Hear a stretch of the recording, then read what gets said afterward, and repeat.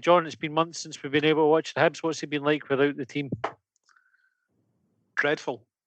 It's been like missing a limb every Saturday or Wednesday or whenever Sky. It was.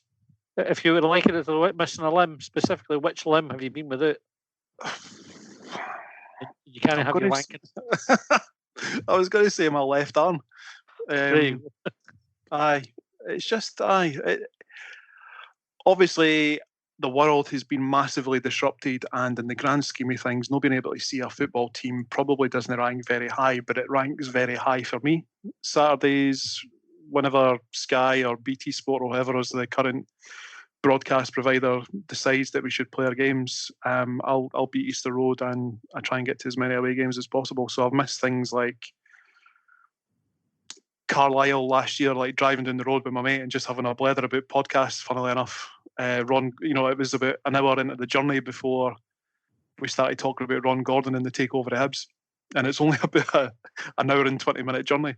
Other daft, it's just, I think it's not just the football, it's the laughs with your mates, it's going to the pub, it's the daft stuff that happens, just daft stuff that happens throughout 90 minutes. You can't even put a finger on exactly what it is. It could be a nutter in the stand behind you.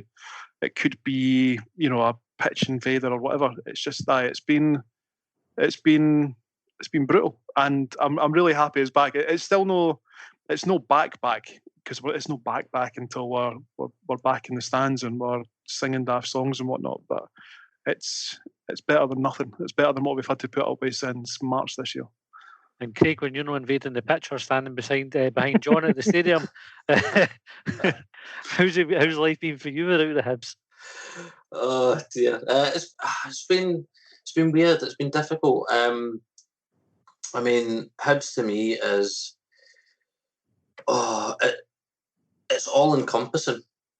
It's not just the Saturday. It's everything. It's the build up to a game. It's all the stuff that the club puts out media wise. It's years of arguments and discussions with family members. It's passion. I mean, it's just everything, isn't it? I mean, for me personally, I work away quite a lot and I do a lot of travelling to see Hibs. But I don't get to spend a lot of time at home normally with my family. So I've got a season ticket with my eldest boy, and I spend, it's a big day for me, because getting him ready, getting him in the car. I like listening to Off the Ball and that on the way in and the way into Edinburgh, or a podcast or whatever, something to do with football, something to do with Hibs. Getting to the ground, seeing. I mean, my wee boy's 40, and it doesn't really understand it,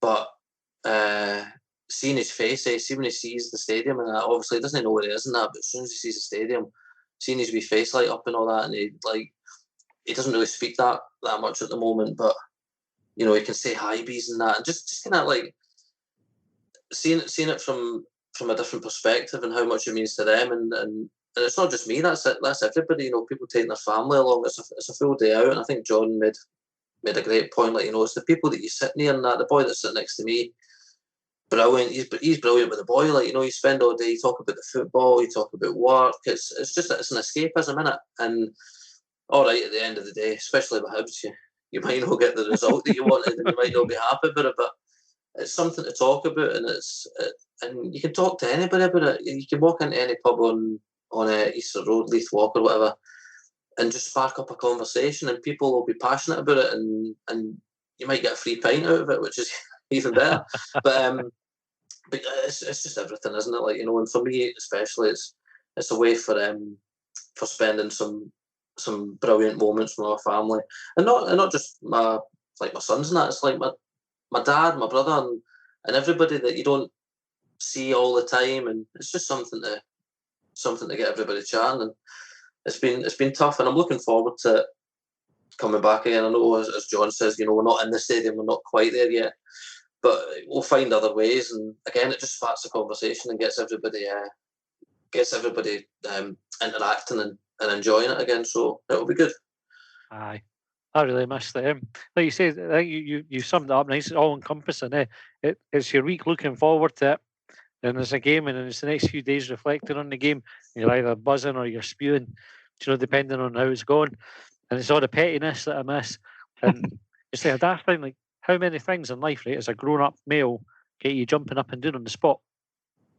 Do you know, like you score a goal, like you see the Derby goal. I remember again, it was against Rangers, if against Hearts. That's how good my memory is. I'm going to recall an incident that I can't actually remember. It's not a great example to pick.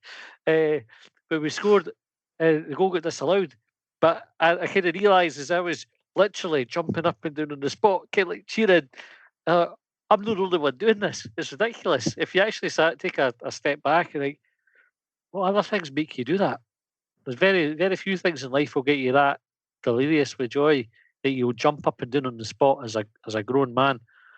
And you miss that. If you've not got that range of emotions for being invested in something like football or going to watch the Hibs, you definitely miss it. It's just not the same. So I'm delighted it's back. Cannot wait for Saturday. Counting the days. It's like my wall besides like prison came with the tally marks since every day is gone until the football is back. Or my kids leave the house.